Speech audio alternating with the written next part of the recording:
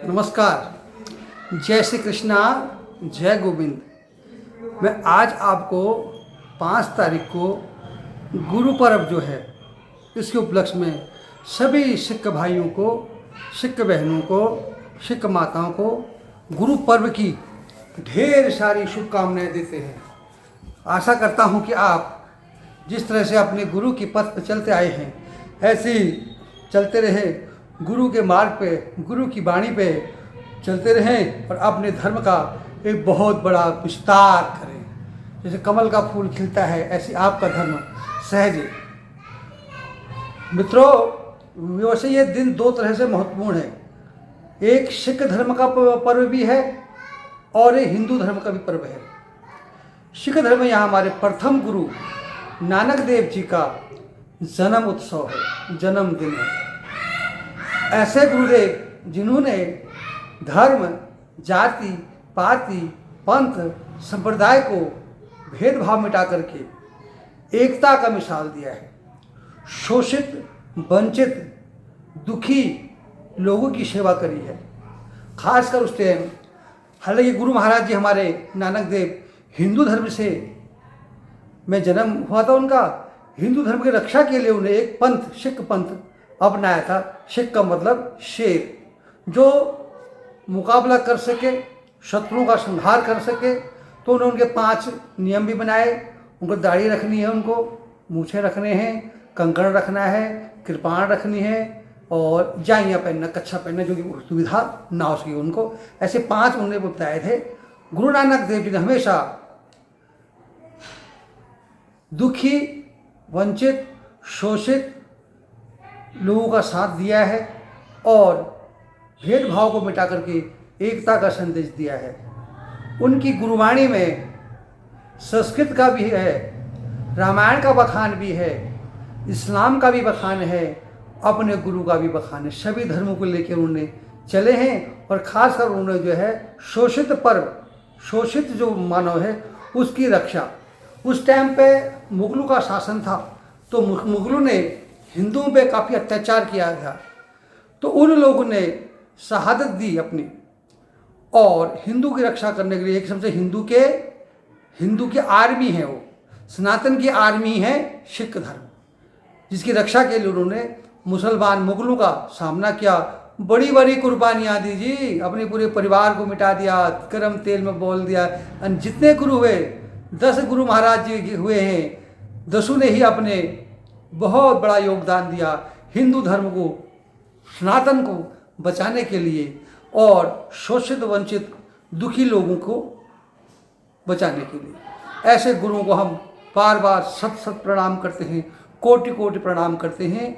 ऐसे धर्म को हम सल्यूट करते हैं। ऐसा धर्म और होना चाहिए जो दूसरों की सहायता करे, दुखियों की सहायता करे, दुर्लभ लोगों की सहायता करे, भूखों को अन्न दे। आज भी तब से भंडारे गुरुओं के लगे रहते हैं गुरुद्वारा में। गुरुओं का, उनका नाम ही गुरुद्वारा है, जहाँ कोई भूखा नहीं रहता, कोई वंचित नहीं रहता, कोई शोषित नहीं रहता। जो जाता है सब कुछ पाता है, जो उसकी भी परेशानी है वो संपूर्ण हो जाती हैं। ऐसे गुरुओं को कोटि कोटि प्रणाम। ये गुरु पर्व है, कल गुरु नानक जयंती के उपलक्ष्य में। एक तो त्यौहार ऐसे मनाया जाता है, दूसरा त्यौहार हिंदू धर्म में इसका है स्नान का। कल गंगा स्नान करते हैं, इसे कहते हैं त्रिपुरा पूर्णिमा। कल भगवान शंकर जी ने त्रिपुरासुर राक्षस का वध किया था, वध करके स्नान किया था, इसलिए इसे मोक्षदायिनी भी कहते हैं, कामदायिनी भी कहते हैं, त्रिपुरा पूर्णिमासी भी कहते हैं। इसके कहते हैं स्नान करने से, पूर्णिमासी के दिन, कार्तिक पूर्णिमा के दिन स्नान करने से सारे पापों का नाश होता है, मनुष्य को मोक्ष मिलते हैं, भोग और लोभ से मुक्ति मिलती है। और जो भी कल स्नान करता है पवित्र सरोवर में, गंगा जल में, गंगा नदी में, यमुना नदी में, सरस्वती में, प्रयागराज में, हमारे तीर्थ स्थान में जो स्नान करता है, कहते भगवान उसके सारे दुखों को दूर करके, सारे पापों का नाश करके उसे मोक्ष प्रदान कर देते हैं, उसे सुख सुविधा प्रदान करते हैं। ये त्यौहार इसलिए मनाया जाता है कि कल भगवान शंकर जी ने त्रिपुरेश्वर राक्षस का वध किया था। ज़्यादातर ये तो इसका बड़ा महत्व है साउथ में जो है अरुणाचल पर्वत है, जहाँ कार्तिकेय जी विराजमान हैं। उस पर्वत की 13 किलोमीटर की यात्रा है। जो उस 13 किलोमीटर परिक्रमा करता है कल के दिन, उसको भगवान अनंत फल देता है, अनंत जो है सुख देता है, मोक्ष प्रदान करता है, दुखों को दूर करता है। इसलिए कल का त्यौहार हिंदू धर्म के लिए भी बहुत है और सिख धर्म के लिए भी बहुत ही पवित्र है, प्रकाशोत्सव है। कल जो है समझ लो सिख धर्म की दिवाली कल मनाई जाती है, उसे कहते हैं प्रकाशोत्सव। हम कहते हैं दीपावली, सिख लोग कहते हैं प्रकाशोत्सव। प्रकाश जला कर हुआ, अपनी घड़ी हुआ लड़ियाँ जलाते हैं, दीपक जलाते हैं और पूरे घर को रोशन करते हैं। प्रकाशोत्सव पर्व मनाया जाता है। और हिंदू में इसको कहते हैं नहान। कल गढ़गंगा, हरिद्वार, प्रयागराज, जितने भी हमारे पवित्र तीर्थ स्थान हैं, वहाँ पर स्नान करने से कहते हैं मोक्ष प्राप्त होता है, सारे पापों की मुक्ति होती है। कि कल भगवान ने संसार का बोझ खत्म करके त्रिपुरेश्वर राक्षस को मोक्ष प्रदान किए थे भगवान शंकर जी ने। तो कल शिव परिवार की पूजा, शंकर जी की पूजा, शिव मंदिर में शंकर जी को जल चढ़ाना चाहिए, शंकर जी की पूजा करनी चाहिए, आराधना करनी चाहिए। कल का पवित्र दिन शंकर जी का है। स्नान करके गंगा जी में करके शंकर जी को स्नान कराएं, मनोवांछित फल पाए। जिसके जो भी काम रुके हुए हैं, याद करो, संतान नहीं हो रही है, घर में दरिद्रता है, घर में अशांति क्लेश है, दुख है, कोई बीमारी है, अपने उस कष्ट की निवारण संकल्प हेतु भगवान शंकर जी को जल चढ़ाइए। 7, 9, 11, 21, 54, 108, 1008 जो आपका शरीर सामर्थ्य करता है, शंकर जो जल चढ़ाने से सारे मनोकामना पूर्ण हो जाती है। ऐसे दयालु हमारे शंकर हैं जिनका नाम ही है भोला भाला। इसलिए कल का बहुत महत्व है। पूर्णमासी के पवित्र स्नान के दिन आप सभी हिंदू भाइयों बहनों को ढेर सारी शुभकामनाएं।